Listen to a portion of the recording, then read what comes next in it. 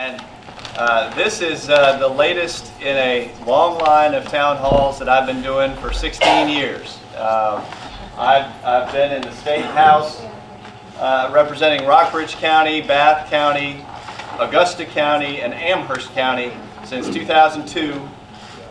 And every year I have 4 town hall meetings, 1 in each locality. And many of you I've met on the campaign trail last year and since I was elected last November. And I counted up and we've got 19 jurisdictions in the 6th Congressional District, so I'm well on my way. I've had town halls thus far in Roanoke, Lexington, Stanton, and Harrisonburg first, because of the 19 jurisdictions in the 6th, those were the 4 I didn't win. So I figured, what better place to start than listening to the people who, a majority of whom did not vote for me. I wanted to hear from them first. So that we had great town halls there, and since then we've had another one in Lynchburg. We've got another one tomorrow in Bath, and so I'm glad to be up in Warren County. I think this is the first county this is the first county town hall that I've had. So I'm looking forward to hearing from you. That's what these are all about. Very casual give and take. One of the things I pride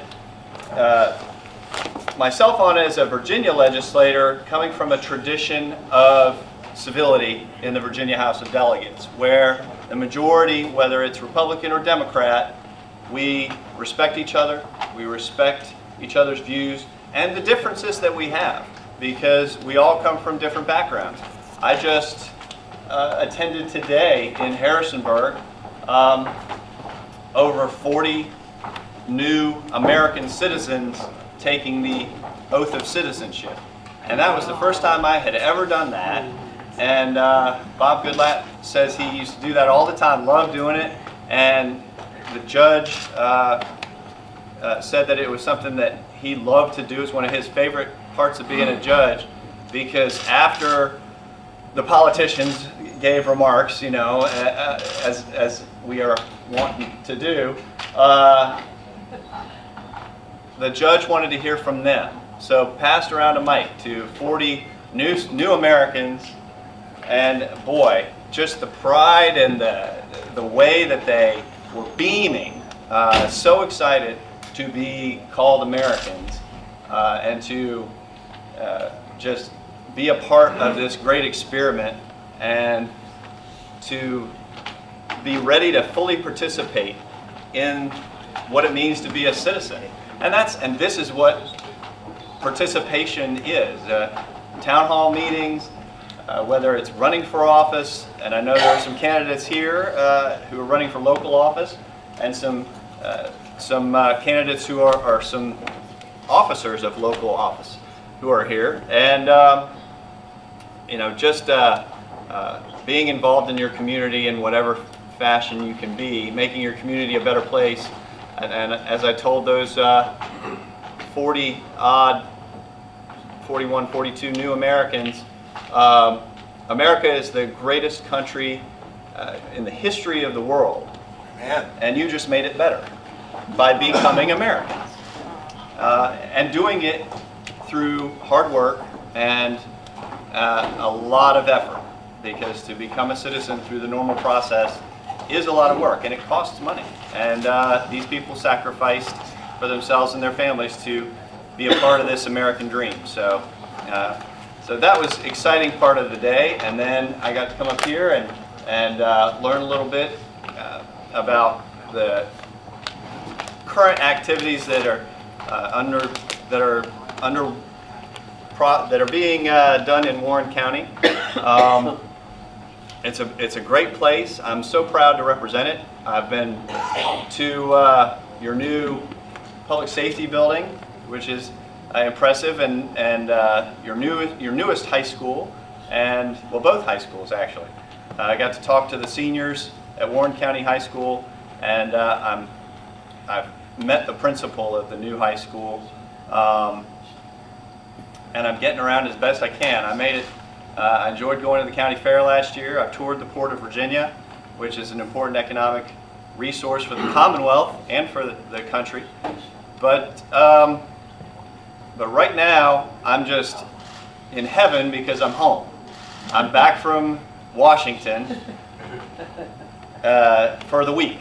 It is so good to be outside the Beltway and back in the district, because there are a lot of challenges right now in Washington. There are a lot of problems that could be solved if people would put aside some partisan differences and try and work together.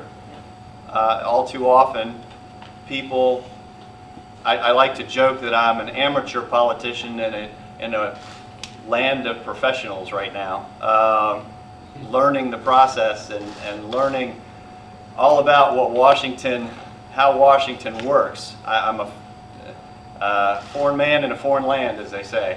But I'm learning who up there is willing to work to get things done, and who just wants to score political points. And unfortunately, there are all too many who are in that political game up there and put the people of my district and every other district out in the country second after party. This is not meant to be a partisan event. So this is meant to facilitate a conversation so that I can better represent you. I told these new citizens today, I want to be your voice in Washington, so don't hesitate to call on me to share your views with me so that I can be the best voice I can be for you. Since getting up there to Washington, we had orientation, which was a blur. That's the only time I've met AOC, so if you have any questions about whether I've met AOC, it was one time during orientation before she got her entourage around her, so she was very pleasant. But now she's got more Twitter followers than I'll ever have, and so she's hard to talk to these days. But during orientation, we drew for office lottery. It was the worst lottery ever because all the more senior members have already picked their offices, and so these are the worst ones. And so I got number 1 in the lottery. Of course, it's the only lottery I'm ever going to win. No money, but I got to pick the best of the worst of all the office buildings. So I picked the one that had the most space for visiting constituents. The lobby area is the biggest.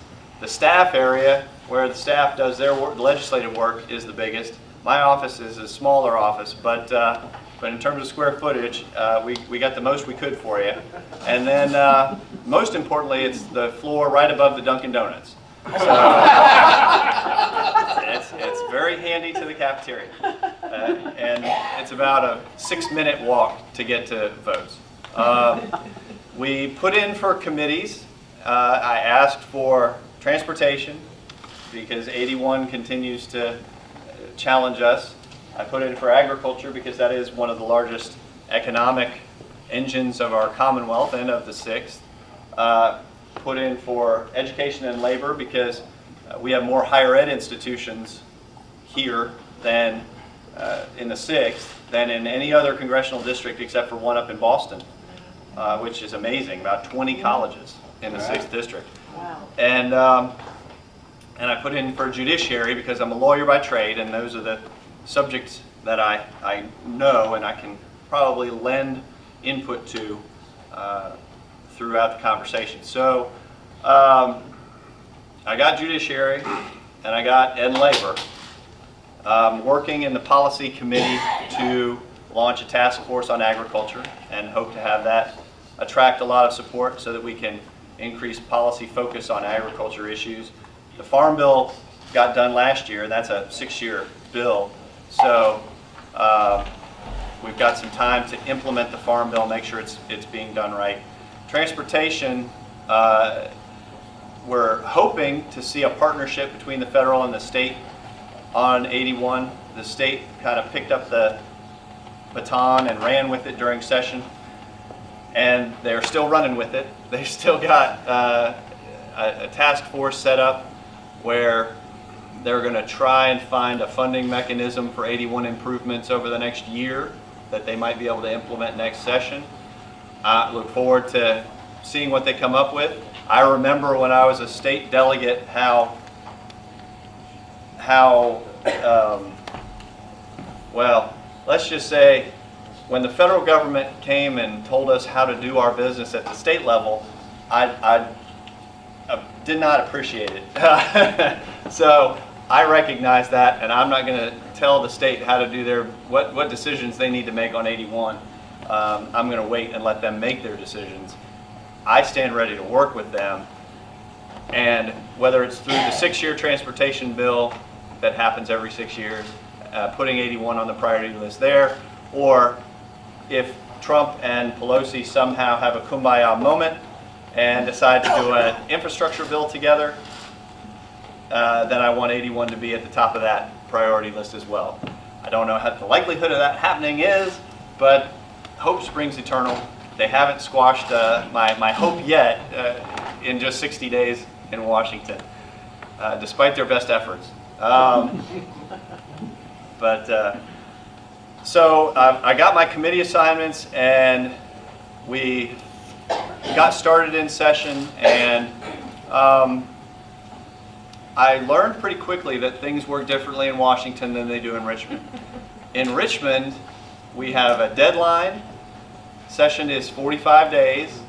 We have a policy where every bill is heard, pretty much. About 3,000 bills get introduced, and 99% of them get a hearing and a vote.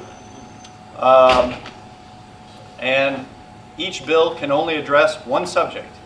So you can't lump everything in to one bill, put one nice thing that everybody wants in it, and say, okay, now you have to vote for it, even though it has all this mess in it. That's the opposite of the way the federal government works. So the federal government, oh, and the other thing is we balance our budget in Richmond. Little thing. They also run on a 2-year budget cycle. So in the second year, this year, they didn't have to recreate the wheel and do a whole new budget. They just looked at the old budget from last year, which was 2 years, and said, how do we need to tweak it to make sure we're in balance for the second year? And it didn't take much time at all. Washington is the opposite. There is no pressure to balance the budget, except from little freshmen in the minority like me standing up on the floor and giving speeches to empty House chambers, which I joined about a half a dozen of my colleagues the first week of session to give a speech and fulfill a campaign promise I made that I was going to reintroduce 4 words to Washington. We can't afford it.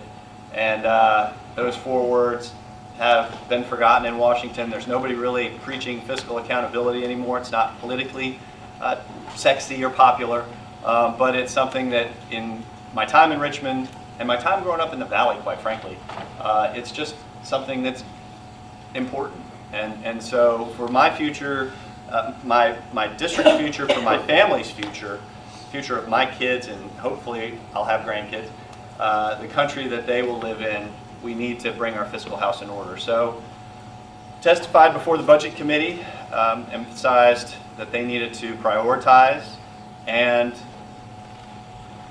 fund the priorities, and if things fall too far down the priority list, they need to pull those 4 words out and be straight with the American people. I had, all too often in my 16 years, teachers who wanted raises, deputies who wanted raises, needed raises, teachers needed raises, county employees who needed raises, people who couldn't make a dollar stretch far enough, who needed help, whether it was with Medicaid coverage or you name it.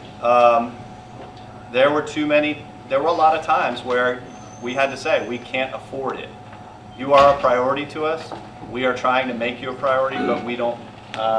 We're not able to cover that this year because either the economy wasn't working as strongly as it should, revenues weren't coming in as strongly as they could.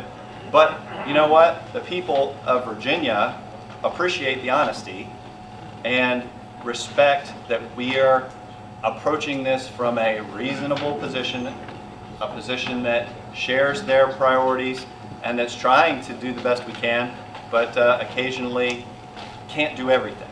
If the federal government would just do that and be honest with the American people, we would go a long way toward bringing fiscal order to the House. So I'm still going to try and, like I said, hope springs eternal. I'm still the wide-eyed optimist freshman in the minority, and I'm going to keep on beating that drum as long as I get sent back. So, in addition to not having to balance the budget, getting to spend as much as they want, Congress also is not under a deadline, really, to balance the budget, to get anything done. They kick the can continually with continuing resolutions, and we've lost regular order in the process. There are about 16 or 15 or 16 odd appropriations bills that have to get passed every year, and we just end up fighting and fighting and fighting, and then lumping them all together and passing one big bill. You don't have enough time to read it. You don't know what's in it. I had one of those that I was given that I, tried to read through, but it was kicking the can down the road, so I voted against it. I think that we need a 2-year budget cycle in Washington. Now, there are a lot of good things Richmond does that Washington could learn from. 2-year budget cycle would let us do our oversight responsibilities, make sure that the government is working for you instead of the other way around. It would put a firm deadline on the process. I would like to instill a little bit more, a few more deadlines so that we would stick to. Some people have thrown out the idea of, if there's a shutdown, we don't get paid. I like that idea. I think that would get you a deal pretty quick, Let's start feeling it, because too many of my colleagues weren't feeling the pain of the shutdown, and we need to make sure that we don't shut down the government again. So there are lots of things that the federal government could learn from Richmond, and I'm going to keep on trying to emphasize a lot of those lessons that I've learned. But one of the things that I want to do while I'm home is just, see my kids, enjoy some return to normalcy in their lives, but also get to see the district and hear from you. So talk about my committees, talk about what I found in Washington. I've introduced a couple different bills. One has become law. I have a little bit of ability to get a few things through. So where I'm from in Lexington, we have the George C. Marshall Foundation and the museum, which is a great museum. George C. Marshall, amazing leader, military leader, was a graduate of VMI, and so they have his papers there. But I guess they wanted to give it a little extra boost in terms of notoriety, fundraising ability maybe, I don't know. But so they wanted to become the national museum for George C. Marshall. It's not a lot, but when you're a freshman in the minority, you're not going to be able to do a whole lot, right? So I put it in as a bill. There was a public lands bill that went through. We made sure it was on that with the help of Tim Kaine and Mark Warner. Bipartisan work. We got it done, and that got on Trump's desk and got signed into law last week. So, pleased that that got done. I have 2 other bills I've introduced. One is related to immigration and gun control. One of the first bills that Speaker Pelosi put through was a gun control bill, and it would have dealt with expanding background checks. Now, however you feel on that issue, as it was going through the Judiciary Committee, it became clear that in the list of reasons that you can fail a background check or that you would be rejected on a background check to purchase a firearm, one of those items is if you are in the country illegally. At the same time, we're having a debate about immigration, illegal immigration specifically. So the two issues kind of converged in committee, and I said, I actually questioned someone during an immigration hearing who represented ICE. Would it help you if the background check people told you when they rejected somebody for being here illegally and who they were?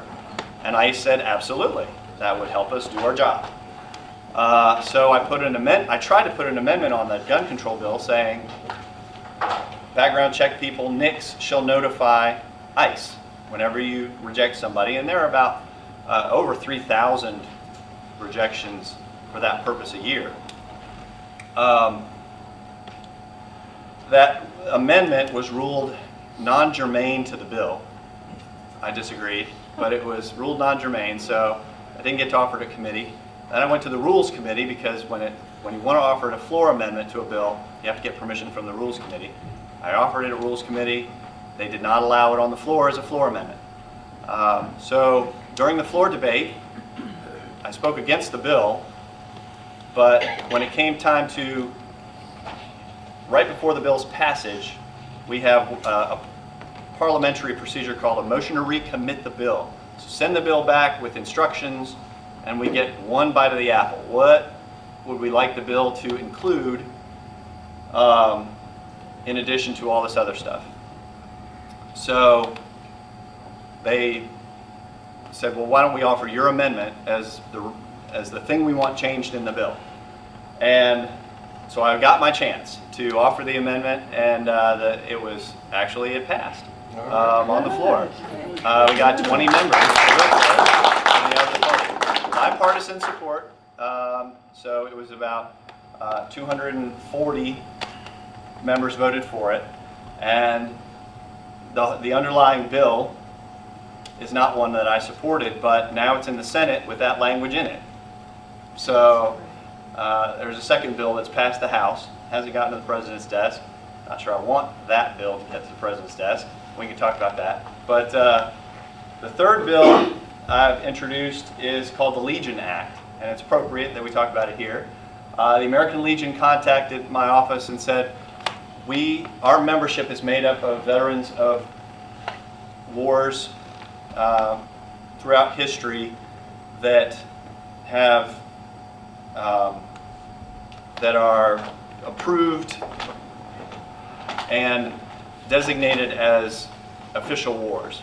But there are unofficial conflicts that include the Cold War, that include the wars in Afghanistan and Iraq, that the American Legion cannot accept members. Their membership is defined by the federal code, what they can and can't include in their membership. And so they asked for a redesignation of what an official conflict was so that they can enlarge their membership and continue to do the great works that they've done. So I'm happy to do that. We introduced it in a bipartisan way with Democrats and Republicans. It's in the House and the Senate, and hopefully we'll be able to see that bill pass and make it to the President's desk this year as well. So one's done, one's in the process of being done, one's just getting started. But I'm learning a lot, and I hope I'll have good news when I come back and give another town hall meeting on those bills' progress. But that said, I think I've exhausted my kind of explanation of my last 60 days in Washington, and I would love to hear from you. I'm thrilled to see so many green stickers. We've got a good policy going here where if you're wearing a green sticker, it means you're from Warren County. And if you're not wearing a green sticker, we are glad you are here. I want to hear from everybody, but we've got to have kind of a priority here when we ask questions. So I'd like to open it up to folks with green stickers on first, and then once we exhaust the folks from with green stickers questions, and if you want to ask a repeat question, I'll probably ask you to wait so that we can get folks with other colors asking questions as well before we come back to you for repeats. But it's worked well in the other locations. Just hope folks are excited to be here. I'm excited to be here, and I look forward to hearing your views. So let's go. Yes, sir, and then I'll go to you, and then I'll go to you. Yeah, it's possible, and it's happened in one case, for Congress to designate a particular cabinet department as having a 2-year cycle instead of a 1-year cycle of their budget. Thank you for that. That's excellent information. I did not know that, and I will put it to good use. Thank you. Yes, sir. Thank you, Congressman. Just very briefly, last week the Judiciary Committee got to vote on reauthorizing the Violence Against Women Act. Right. You voted against the reauthorization of that act. Right. You also voted in favor of Jim Sensenbrenner's amendment to protect domestic abusers. So my only question to you is, why? Thank you for the question. The Violence Against Women Act is traditionally a bipartisan bill. Unfortunately, there have been efforts to include language in there that traditionally has not been part of the bill. And my hope is that we can return it to a bipartisan bill. So I voted against it, even though my employment, I have been a domestic violence prosecutor. I've been on the board of domestic violence shelters. I've introduced legislation to crack down on domestic violence in Virginia. In fact, it's a felony now to strangle someone in Virginia because of a law I wrote. So I want that bill passed, but I want it done right. And so I'm going to continue to work on it. And part of that bill included language dealing with Indian tribes.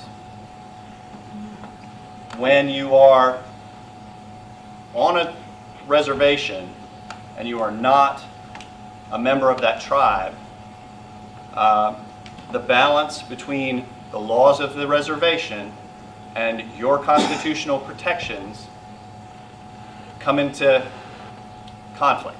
You have to make sure that you can respect the laws of the reservation while protecting those constitutional rights. And there were some due process concerns that Congressman Sensenbrenner had about some of the rules on some of the reservations that are across the country, and there are a lot.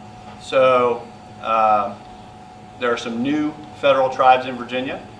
I want to make sure, having represented the Monicans in Amherst County for many years, that they are able to set up their laws and their rules, but at the same time respect the constitutional rights, the due process rights of the people in this country as well. So continue to work on that issue, and would love to hear your views on it if you have any. So, yes, ma'am. Yes, hello, I'm Jean Trabolsi, and I represent the retired teachers of Warren County and Rappahannock County. Great. Thank you for representing my values on Capitol Hill, and thank you for your newsletter. It's very helpful to me. Oh, good. I am in favor of public education. Are you educating public schools? I am. Rockbridge County is where I grew up. Combination of Lexington City and Rockbridge County schools. I was just back for Read Across America Day, and I got to read at my local elementary school. I understand that there's a bill coming up which may be on your education committee. It's H.R. 1434. Okay. And it's called Education Freedom, Scholarship, and Opportunity Act. Okay. It's basically a voucher bill. Mm. It takes $7 billion away from public education and gives it to charter schools. I would ask you to vote against that bill or kill it in committee. Okay, I thank you for that. She was speaking about a bill, I think it's called, what was the name of the bill? It's called the Education Freedom Scholarship and Opportunity Act. Okay, lots of good words in there. Yep. Essentially, it would provide public assistance for private school tuition, something that I have supported in the past, and something that I think we can fund without taking money away from schools if we prioritize. One of the things that I want to do is return power to Virginia to make decisions about Virginia schools. I did not like the No Child Left Behind Act when it was passed. I saw it as an infringement on Virginia's authority to provide for the laws for its education of its citizens. I understand where it came from. It came from a good place where people want to help students who are in failing schools do better. And that is the same place that this bill you're speaking of comes from, a desire to help people in failing schools around the country. So while some would prefer to increase funding for school divisions that are not where students are failing, sometimes that's not fast enough to help the children in the school division. In my view, those children who are in failing schools need help immediately to get the education that they deserve. And so while increased funding will help, and teachers' raises and more resources will help, enabling students to have a choice about where they go to school will also ensure that they get the education they deserve. So that's why I've supported them in the past. I'll look at the bill. I don't know specifically what the provisions are, but every child in America deserves the opportunity to get a good education. While I want to return control to Virginia to decide how that formula happens, I'll continue to look at ways that we can give parents that control as well. May I just follow up and say that if you vote for the bill, it would defund two education programs: public service loan forgiveness, Okay. subsidized student loans, Title II funding for teacher development, Title IV funding for academic support and enrichment and after-school activities. Thank you. That's the information I need. I need to see the bill and dig into the language of the bill and the policies. A lot of what I've learned over the past 16 years is what the state has done, and it's almost like a yin and a yang, where the state is here and the federal government's here. I've learned a lot about the state, and I'm learning more about the federal government now and how it impacts the state. So I'm looking forward to learning more about how the federal government is involved in education policy and what that bill specifically would do. Okay, let's get some more. Yes, sir, and then you, and then who else had a hand up? Yes, sir. Mike McCool with the Royal Examiner. The governor today vetoed a bill, House Bill 2270, about where law enforcement has to give a notification to ICE for people that get released for immigration purposes. That seems to be a trend through the country about not supporting our immigration policies. Are you involved in any of that type of thing, or what's going on there? That's a good question. It's a hot topic right now. I'm a supporter of law enforcement as a former prosecutor. I know they put their lives on the line every single day for us, and we need to support them. When it comes to ICE, they are encountering dangerous situations every single day. They are encountering violence at the border. And that's why they have asked for the military assistance at the border that the president has is seeking to provide. And so I think it's important that we support law enforcement and that we support the emergency declaration. When it comes to ICE and the local law enforcement, I worked in Harrisonburg and prosecuted illegal immigrants under a 287G agreement, which is an agreement with ICE where if ICE requested it, the local jail would hold them until ICE came pick them up to deport them. And it resulted in successfully deporting many, many, many convicted criminals from Harrisonburg. Unfortunately, the decision was made to withdraw from that 287G agreement by the local government. I disagreed with it, but it's their money on the line when you're instructing a jail to hold a prisoner. They're the ones who pay for it. ICE doesn't pay for it. The local jail does. So that 287G agreement did require some local funding, and they made their decision, but because of that, you have that disconnect, and across the country you have situations where criminals are being convicted, serving their time, and then being released rather than being deported, because ICE either doesn't know about it or doesn't have the resources to come and retrieve a person and deport them. So we need to give ICE the resources they need. We need to give our local law enforcement the resources they need. It's a state and federal issue, and we're trying to work in partnership rather than in conflict. So, yes, sir. Ben, Lawyer Moore. There's a lot of chatter going on about on campuses throughout the country about a socialist movement, and I was wondering, is that a real threat to America, or is that more of a red herring just to disturb the conflicts of people's opinions? I wish that the threat of socialism was in theory rather than a reality, but when Bernie Sanders is able to bring in $6 million in contributions on his first day as a presidential candidate, I take it seriously. It's not the rantings of a crackpot old man. It is the real policies of someone who has a shot at becoming president. We need to, every single one of us needs to not just become educated about the damage that socialism has done in the past in various countries around the world. Look no further than Venezuela to see what's happening now in the Maduro regime. But our young people, we need to educate our young people about the dangers of socialism moving forward, because they are in their own campus bubbles right now.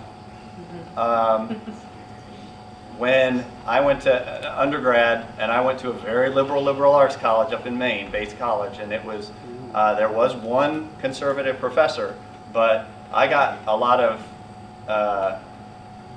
debate training in the dining hall, put it that way. Good training. It was good training, but there was at least a debate. And now the campus politics are really bent on squelching dissent instead of respecting another point of view. And there are socialists in the Virginia legislature too that I served with, and I disagreed with their points of view, but I respected their right to have their opinion and to share it. And as long as we engage that way, I think we've got a real chance to create a well-rounded generation of college graduates. If the colleges allow that kind of debate to occur and stop trying to keep conservative speakers off campus, they'll jack up the security fees to make it financially impossible for a club to sponsor a conservative speaker. So we need to do our best to try and break through that bubble that exists on the campuses. We'll follow up. What about the new blood that's coming in now, like AOC and people like her who are of that ilk, as well as some of the Muslim interests that are being there in Congress as well? Well, I think that my colleagues have been elected by their constituents and have every right to share their opinions on policy, no matter how misguided they are. And a lot of those views that I'm hearing are pretty misguided. And some of them are just from a lack of information. And I welcome the opportunity to highlight, quite frankly, some of these positions that I'm hearing, whether it's the Green New Deal. Let's have a great debate on the Green New Deal. The Senate, Mitch McConnell wants to have a vote on the Green New Deal. I want to have a discharge petition in the House. Let's debate this Green New Deal, which would have a catastrophic effect on our economy. And I think that once the American people hear, instead of all they're hearing now is how great it is, they're not actually getting the other side they would get from a debate. Let's have that debate. Maybe we can actually disabuse some people of the notion that socialist takeover of our economy on behalf of the environment, or rolling back the Industrial Revolution, providing universal employment, all of these promises that come with it, disabusing the notion that that is possible, feasible, affordable, or good for America, because it's not. Thank you, sir. Yes, sir. Good afternoon, Congressman. First, I want to say well done on everything that you've accomplished so far, or as we say in the Navy, bravo Zulu. I originally came here to ask your support for two bills. With a little research, I realized that you're already a co-sponsor.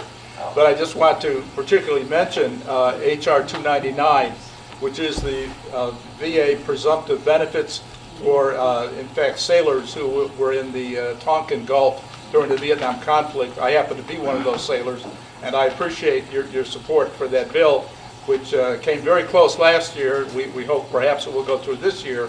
And I know the alternative is to prevail on the president to ask the VA not to appeal the recent court decision on that, which might be the alternative way to go on this. The other bill, which I suspect that a lot of people are very interested in, of course, is H.R. 962, the Born Alive Protection Act, which I understand that you are also a co-sponsor on. And I think that that's under a discharge petition. And I would hope that maybe you would also be one of the speakers to rise to that and speak on the floor on the discharge petition.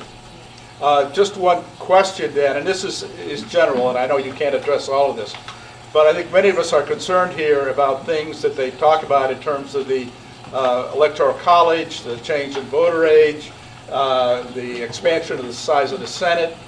I just wonder if you have any thoughts about the chances of any of these things proceeding, or things that we can do to ensure that we stick to the Constitution the way it's currently written. So thank you. Thank you for your comments, all of them. I respond to requests to co-sponsor legislation when they come from constituents. I review the bills, I listen to the bills, or listen to the patrons, find them on the floor, sit down and talk to them about their bills. I'm playing, I like to call it speed dating with Democrats, where I go to the other side of the aisle, and I'm one of the few who actually goes to the other side of the aisle. And I'll sit next to a Democrat, and it's often kind of confounding to them that I do that. And some of the time, I'll strike up a good conversation. Some of the time, I get cold fish stares, and I move on. But I'm going to keep doing it, because building that bipartisan consensus is how I got the Legion Act, sponsoring that bill, how I got a lot of the other bills that I've co-patroned. come from Democrats. So, or that I'm considering at this time. So, where was I going? The Born Alive Protection Act is one that Virginia, as a Virginian, I'm very sensitive to because of the comments of our governor and the events of the General Assembly session. I didn't think I could be surprised anymore after 16 years in the General Assembly. But then I watched that video of Todd Gilbert and Kathy Tran, and I was stunned that we've come so far in this debate where that type of conversation is actually occurring. We're debating whether or not an abortion can occur after, either in a late-term situation, during delivery, or after delivery. And that should not be a conversation that has much debate involved with it. You should just, the Declaration of Independence gives every American the right to life, liberty, and the pursuit of happiness. It starts with life. And so, as a pro-life legislator, I advocate positions that protect life, ensure that every American has the opportunity to live their dreams and live the American dream. So I'll continue to support legislation like that, that says if you are a survivor of an abortion, and apparently there are instances around the country where that happens, that every effort will be given to protect and preserve that life, to give them a chance. Because as the governor said in his radio interview, the baby will be made comfortable, a conversation will ensue between the mother and the doctor. Well, there's a party left out of that conversation. The father. The baby and the father, but the baby. And the baby deserves to have an advocate. That's right. And as a lawyer, I think that every life deserves someone advocating for it when they can't advocate for themselves. So that's why I think that it's important for that bill to pass. But oh, I remember what I was going to say. In a bipartisan effort to kind of strike up conversations, on the Judiciary Committee, I got appointed to the two least bipartisan committees in the House, which is kind of frustrating. The Judiciary Committee and the Education and Labor Committee. And I've already joined with 3 other Republicans on the Judiciary Committee. We've reached out to 6 freshmen on the Democrats on the Judiciary Committee. And I think in the next week, we're going to have lunch. We're going to have lunch in the House dining room. The House has a dining room. I didn't even know that. But it's nice. Come up and I'll have lunch with you in the House dining room. But we're going to try it. We might not agree on everything, but I bet I learned something about their families, where they're from, what their interests are, so that when we're back in Judiciary and we're very animated about an issue, we're not yelling at each other, we're listening. We may be vocal about an issue, but we're not, we're trying to build a kernel, plant a seed of bipartisanship, if you will. So hopefully we'll get there. All right, let's see, who else has a question? All right, let me go to you, and then I'll go to you, and then Beard, and then Father in the back. Thank you. My name is Nancy Heflin. I live at Linden. Nancy, and how are you? I'm fine. How are you? Good, thanks. Thank you for your hard work. Sure. My issue is a local issue that's going to require federal help, from what I was told by the Division of Public Utility Regulations. Okay. CenturyLink is our phone company here, and it goes out so much. I am without a phone anywhere from 11 to 13 days at a time. Wow. You cannot conduct business. I cannot call 911 because I happen to live in a pocket where there is absolutely no cell signal. Anybody else have I've a even problem had with deputy CenturyLink? sheriffs tell me, sure you can dial, big just problem go in Warren County. outside. Is it? Yeah, a No. lot of hollers where there's no cell phone service. Yeah, there's no signal on this section of my road, half to 3/4 of a mile. So I have no way to call the fire department. I have no way to call the police. I just have to get in my car, if I'm able, and drive a mile and a half down the road to the post office because I can get a signal there. Well, your ILEC, your incumbent local exchange provider, What is that? your CenturyLink, Okay. the ones who have a monopoly on the local phone service. They get that. Well, they get that from the government for a reason. In exchange for a promise to provide everybody with service. Correct. There's not competition in that local exchange because they made that promise, and so to keep that monopoly position, essentially, they've got to continue to provide that service well. They can't just do it part of the time. So we are happy to inquire, and I've done it before, to try and get them moving, get them going, see what we can do to get a response out of CenturyLink. Well, the lady at the Division of Public Utility Regulations, she said that there's obviously their lines are old, they need lots of upgrades and repairs. Maybe have the money, she didn't say that, I'm saying that, maybe don't want to spend the money for the repair. And then they offered to rebate you some on the phone service. Well, the days that I'm without, they're going to send me $50 and I've lost a couple $1,000s trying to do some business. Right. So they can keep that money, in my opinion, if they need that to upgrade the system. Well, so how do we handle this? We should. We've got a pretty bright spotlight that we can shine on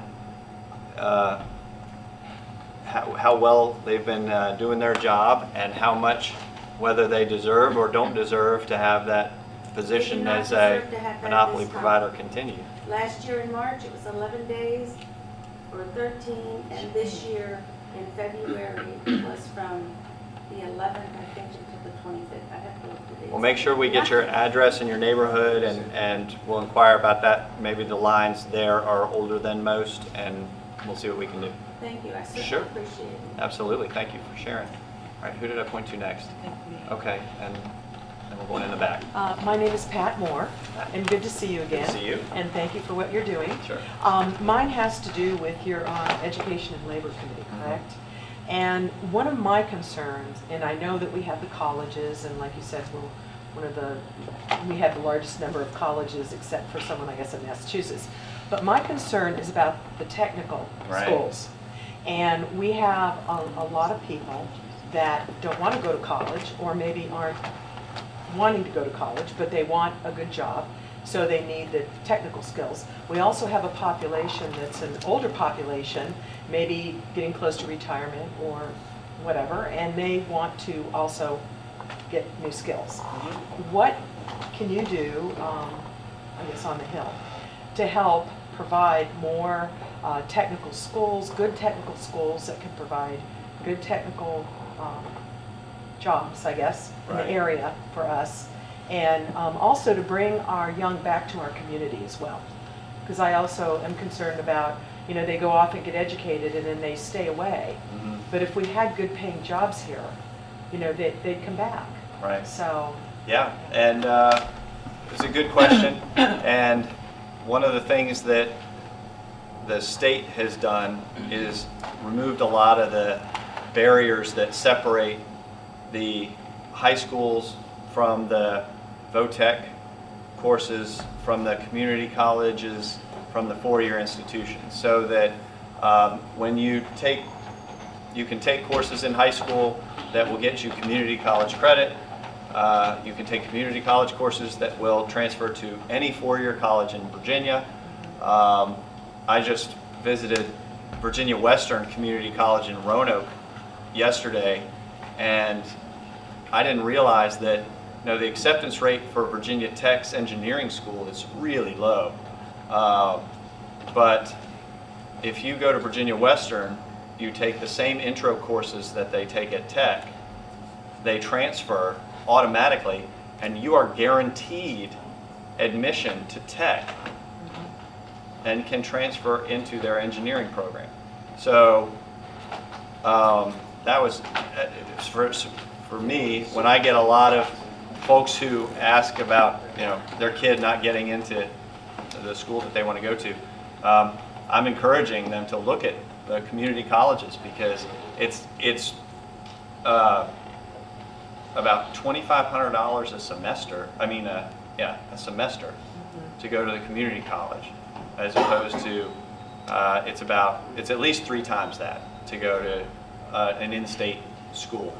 So, so there has been a lot of effort at the state level to break down those barriers, to make sure that, for example, where I'm from in Buena Vista, we worked with the community college there to, there were some HVAC manufacturers in Buena Vista who needed good workers, well-trained workers. So they went into the schools and cut a deal where they would provide all the equipment for free. Buena Vista would open up the schools for the students to take these courses in HVAC maintenance and repair. And when they came out of the high school, they were ready, they had a job waiting for them. So it takes on-the-ground grassroots involvement. The federal government doesn't have, it can provide assistance to higher education institutions to try and encourage affordable tuition, to try and break down some of the regulations on some of the types of training and the types of programs that are offered, because the federal government has too many regulations in just about every area of government. But a lot of that solution is going to come from the local partnership between the state and the local government. And the federal government can be there, but ultimately, the more we get out of the way, the more the solutions will present themselves. Can the federal government, though, offer tax breaks for Sure. the employers that, yeah, because I think that's been done before, and I know the state can. Sure. But on a federal level, it would be great to have something Absolutely. like that. Absolutely. So that's another way the federal government can help. Let me follow up with that, Okay. please. I'm a VOTEC guy. Yeah. That went 2 years. It was supposed to be accredited. It wasn't. I transferred to junior college, got my A there, and became a very successful designer and draftsman of architectural and civil engineering. So we need to make sure that those VOTECs are accredited. That's right, and they are in Virginia. All right, so hang on just a second. All right, so man in the back in the jacket, and then father, and then there was somebody up here. Who else did I? Okay, yes, sir. Well, first of all, I'd like to thank you for coming out to interact with us. We didn't get a lot of chances to meet your predecessor, so Sure. it's a pleasure to Glad meet our representative in the flesh. You referenced George Marshall earlier, and in the spirit of the alliance that he put together to really repair Europe after the war, and which led to NATO and which led to 70 years of alliance, you voted recently, 22 representatives voted nay. 357 voted yea, 22 voted nay. I'd just like to see if you could explain your thinking as to why you are not in favor of NATO and all the work that they've done to keep the peace and move everybody forward. Thank you. Thank you. I'm pleased to have the opportunity to speak on this issue. I'm very much in favor of NATO. I think it is a great alliance, and that's important to keep in mind. It's not the United States comes in and protects everybody. It's an alliance where every member steps up. And the problem we have had in the past several years is following an agreement about 10 years ago where every NATO member signed on to allocate at least 2% of their GDP to defense, to their own defense. All but 6 have actually followed, have failed to follow through.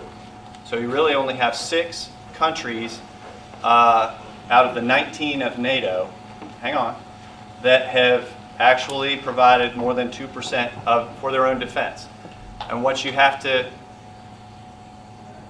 understand is that I'm happy to provide U.S. dollars and U.S. support and U.S. troops for NATO operations, but I also want to see Spanish troops and Spanish dollars. Well, what are Spanish dollars? Pesos. Pesos. Thank you. Pesos to support their own defense, because Russia is not our friend. Russia has plans, and one of those plans is to disrupt and to destroy alliances like NATO.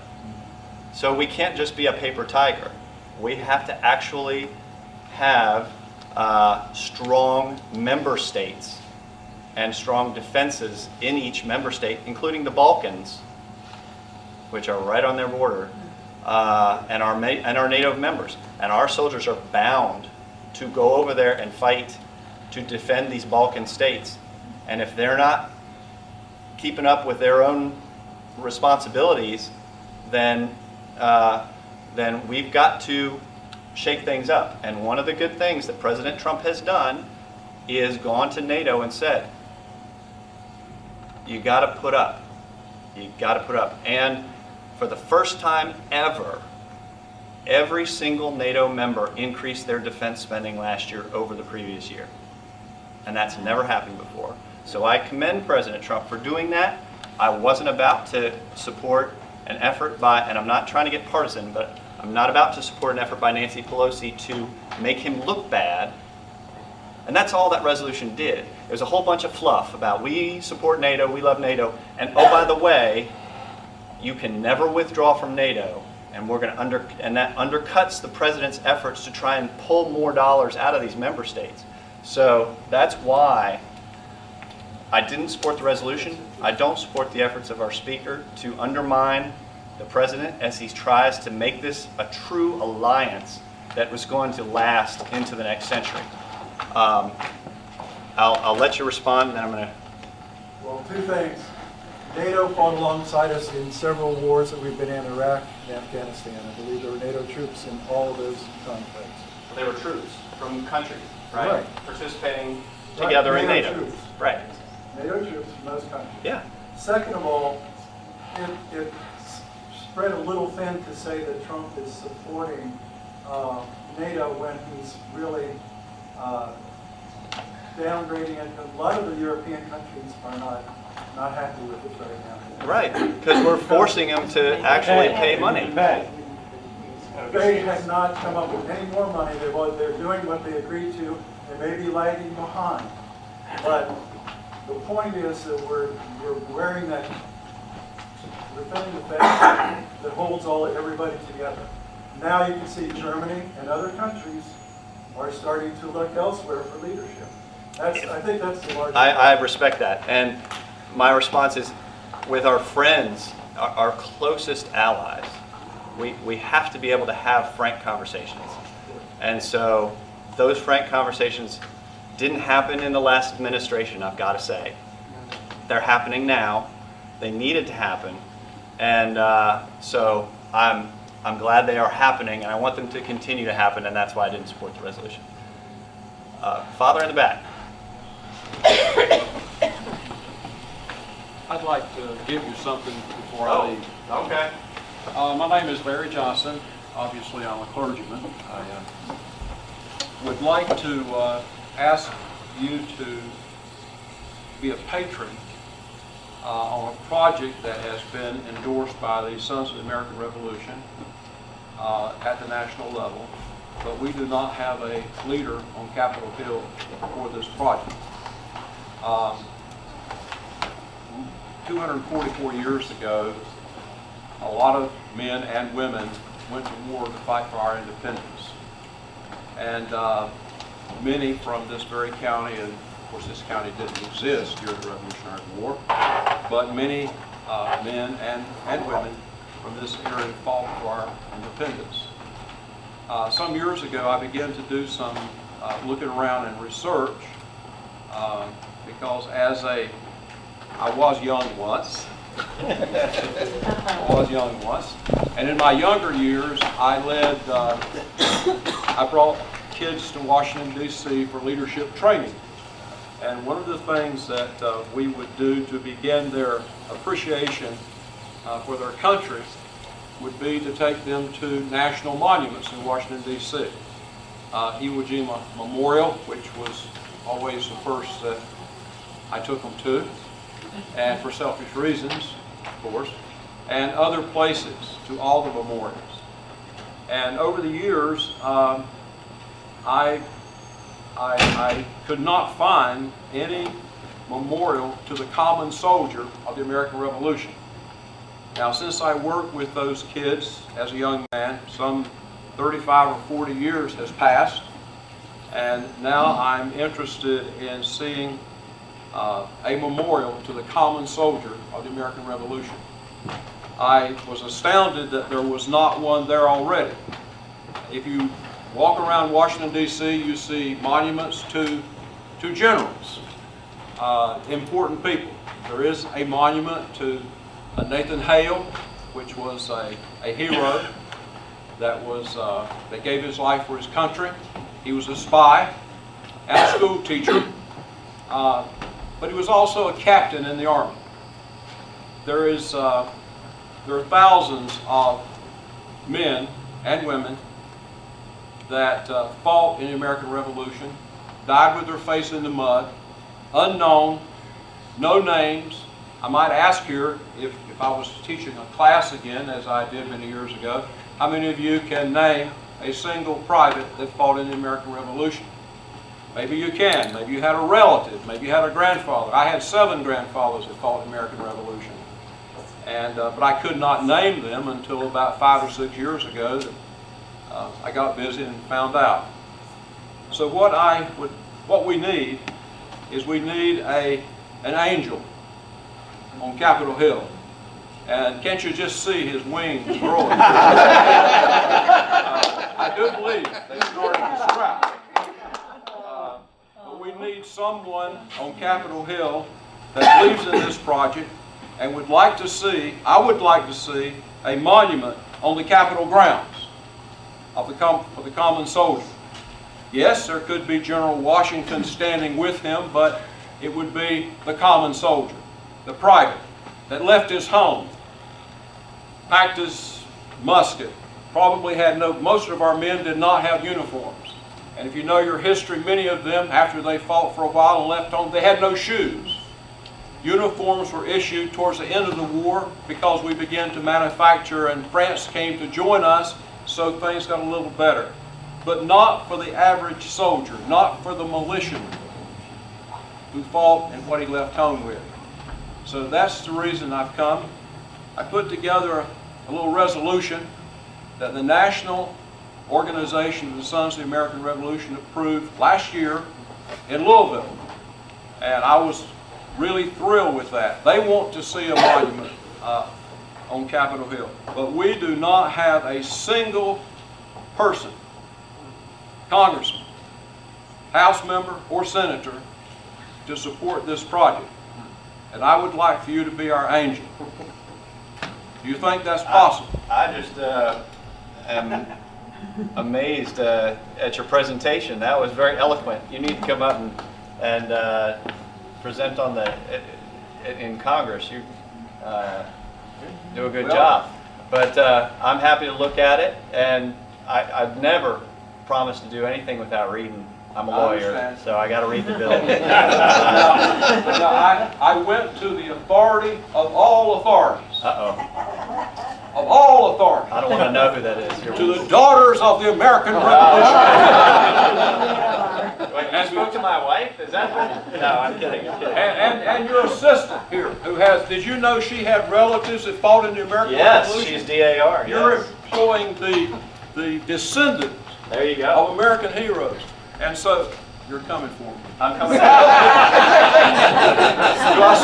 I see a hook? No, I'm just glad to get to receive it, and I hope to look at it and be in touch with you.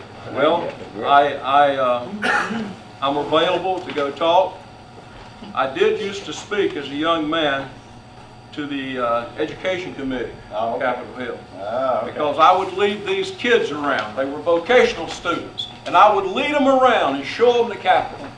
And then one day a congressman said to me, "What are you doing here with all these kids?" I says, "They're vocational students. and I want them to see their capital.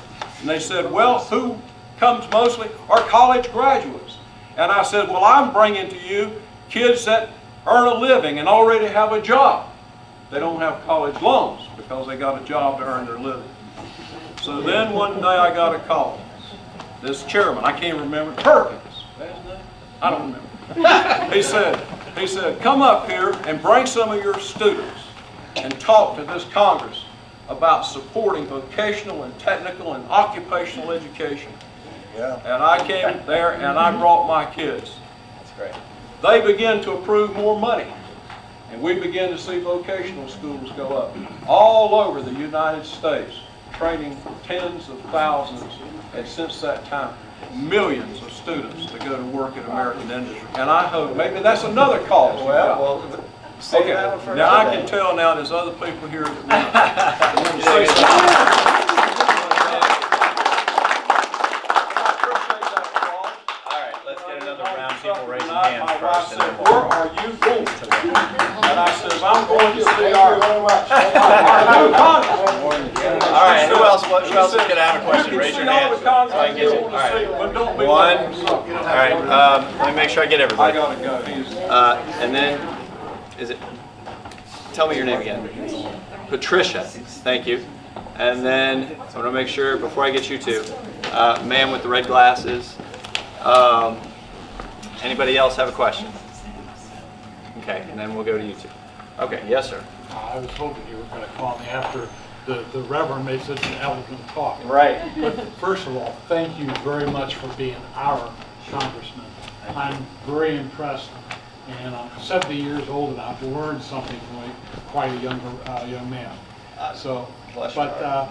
you know, Not that young. I have 4 children, and I have 6 grandchildren, and many of the children that they associate with, especially those who have completed school, have a big burden on them, and it's called debt. And I'm a big financial guy insofar as you don't spend more than you got, okay? But I have had many kids come to me with unbelievable debt, you know, $150,000, okay?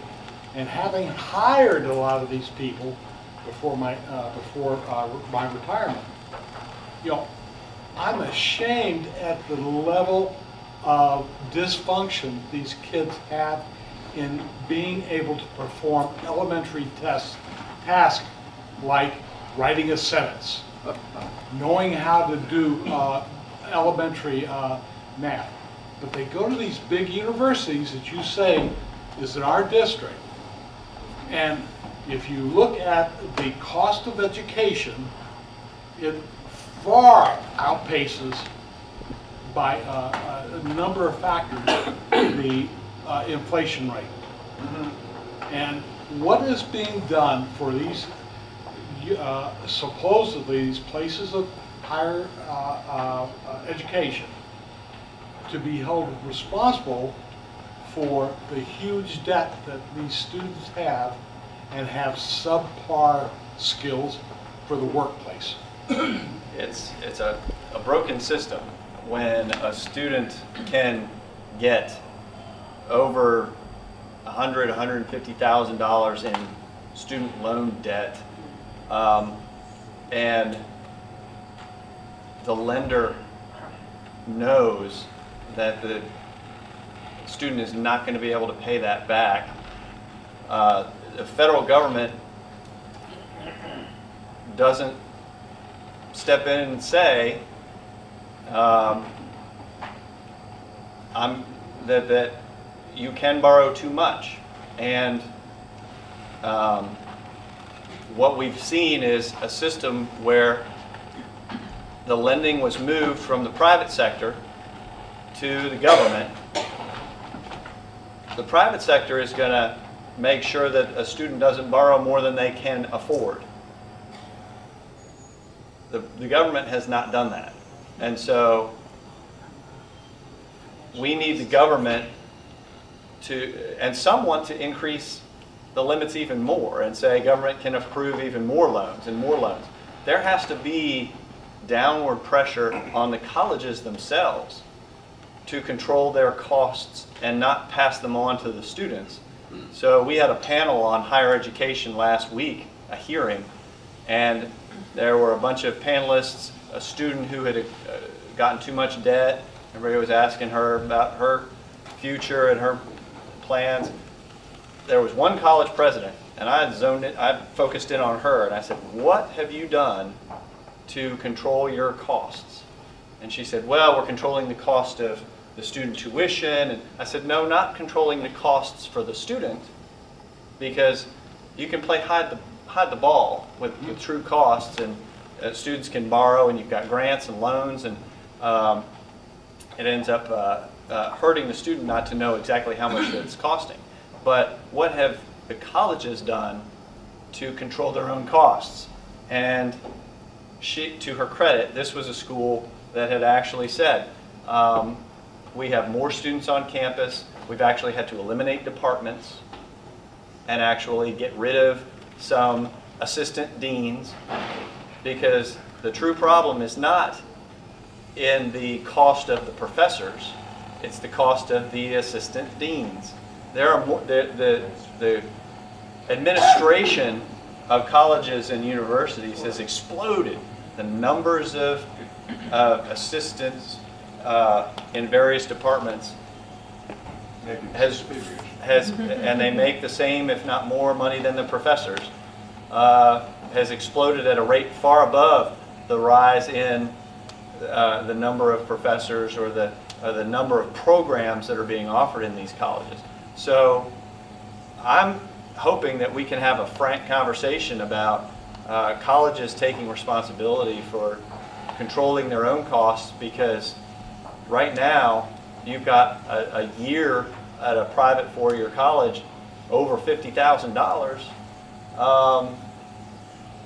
It's just not sustainable. It's not affordable, and they're going to price themselves out of business before they know it. So If I could just say one more thing. If there's some way that they could actually start determining the quality of the education, because I was hiring cryptographers and mathematicians, PhDs, and they didn't have rudimentary skills coming out of our universities all Right. throughout the Washington, D.C. area.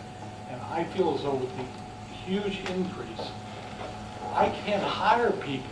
That's why I had to hire people from Israel to do some of the cryptography for some of our intelligence agencies. Well, That doesn't make any sense.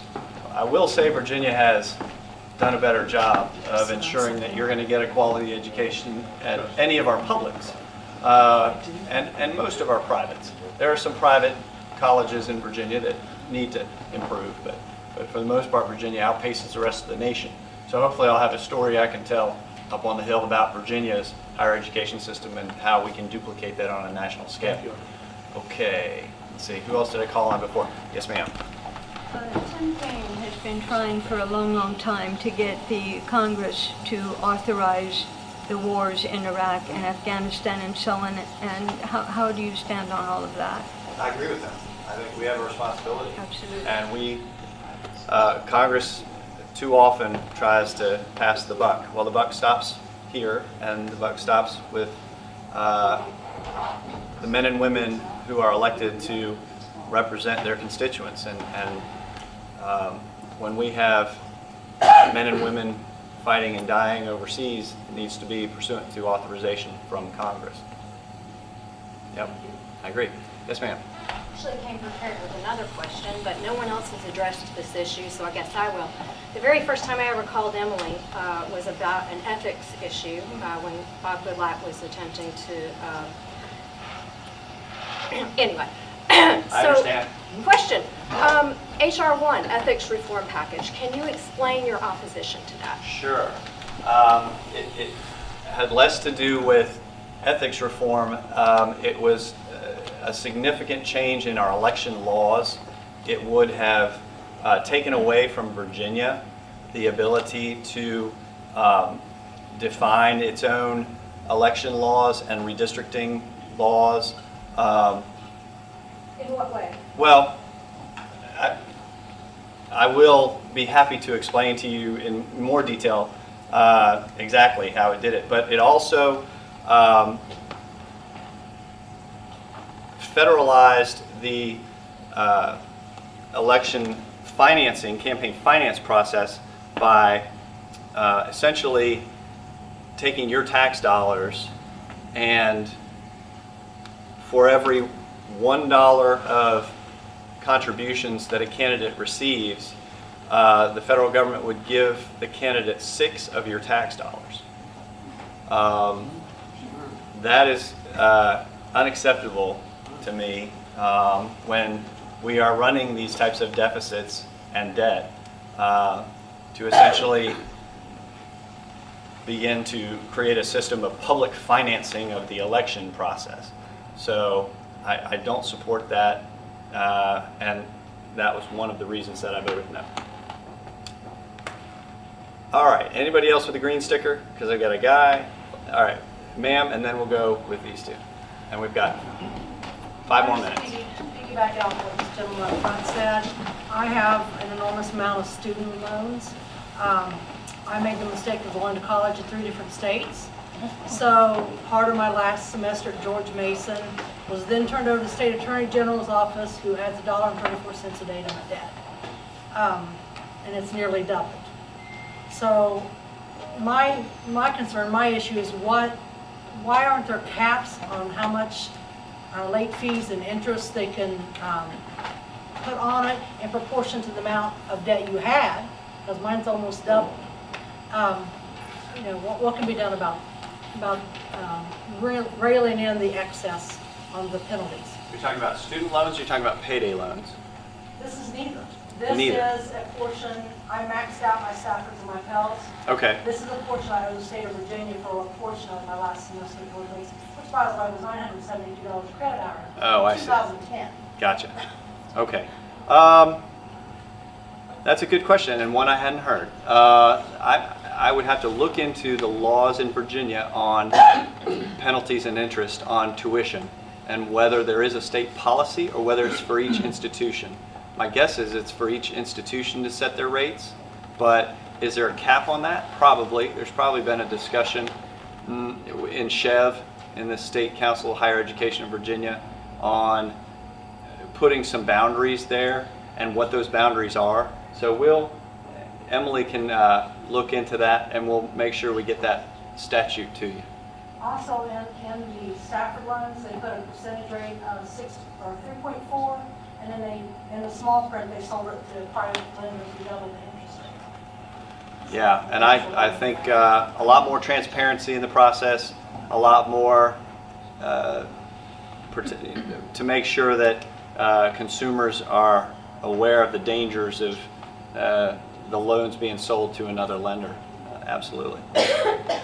Okay. Anybody else? All right. Yes, sir, in the plaid, and then we'll go with you in the sweater. Okay. First of all, thank you for being here. Sure. We look forward to having you in Shenandoah County. Great. I'll be there soon. Good. Question for you. There are many of us that feel that Trump is a clear and present danger to our nation. I know most people in this room don't feel that way, but there are many of us that do. So my question for you is, are there any red lines you can envision where you would break with supporting President Trump and your party versus supporting the Constitution and the fabric of the United States? Well, I will always follow the Constitution. I swore it in my oath. Yes. And so you can rest assured that that will continue to be my guideline, my guiding principle, and I carry it with me wherever I go. That's right. So it's gotten a little dog-eared, but I've used it in several hearings when we're talking about a variety of issues, the budget and spending, or I just had some school groups come and talking about the role of Congress and the limitations placed by the Constitution on the roles. So don't worry about the Constitution will continue to be my guidepost. The president is definitely stirring things up in Washington. He has challenged the status quo. He has asked questions that haven't been asked before and haven't been asked in a long time, and forcing us to reevaluate how the federal government got to this broken state that it is in, because it is broken. I wasn't sent to Washington to go along. I was sent to try and fix the things that are broken with Washington. I wasn't sent to follow any one person. I was sent to listen to my constituents. You all sent me to Washington, and you're the ones who I'm going to represent each and every day. So I can only say that follow me on all of the various social media, learn about the work I'm doing, the stances I'm taking on the position, on the issues. I'm doing my best to represent you and your views as a collective group of voters in the 6th District. So I'll continue to do that with your input. If you disagree with something the president's doing, tell me, because it's important for me to hear it. If you agree with something the president's doing, tell me. I don't agree with anybody 100% of the time. President Trump, my wife, there isn't anybody I agree with 100% of the time. But I will continue to stand up for you all, my constituents. So, thank you. Just ask you to stand up for our Constitution. I will. I will. Thank you. Yes, sir. Good afternoon, sir. My name is Nirman Datta, and I'm a grassroots member of an organization called Immigration Voice. I want to draw your attention to the plight of legal high-skilled immigrants like myself who are stuck in green card backlogs that span multiple decades. And we are the doctors, scientists, engineers, researchers, etc. in our community.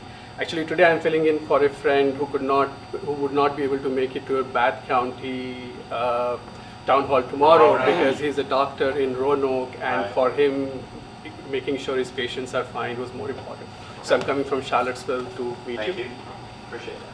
So the reason behind these multi-decade backlogs is that the current employment-based immigration law imposes an arbitrary 7% country cap, and which means that in a year, not more than 7% of the green cards can be given to a particular country. However, when our employers hire us, they do not discriminate against us based on our national origin.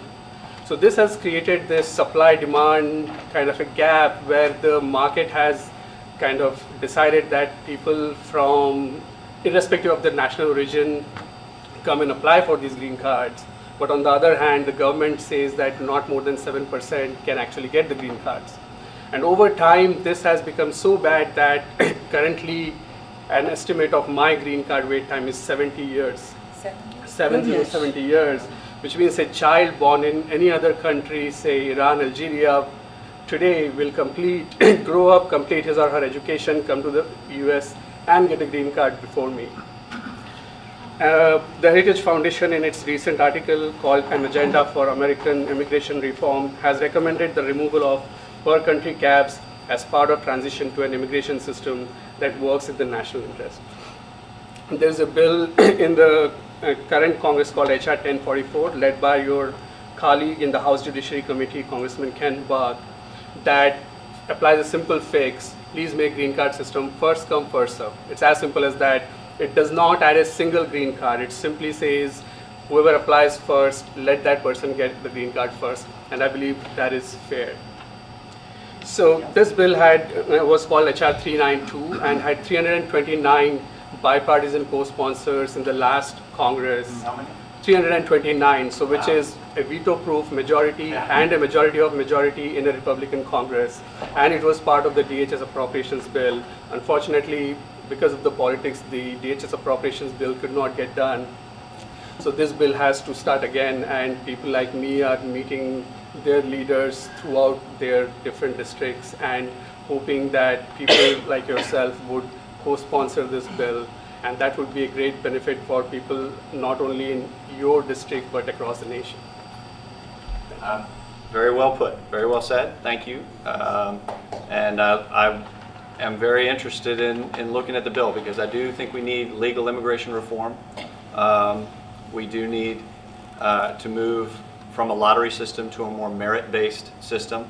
And in keeping with that, we need the green card system to reform as well. And where you have a need and a supply of immigrants ready to come meet that need in this country, and arbitrary barriers are in place, that's a problem. So I will look at the bill.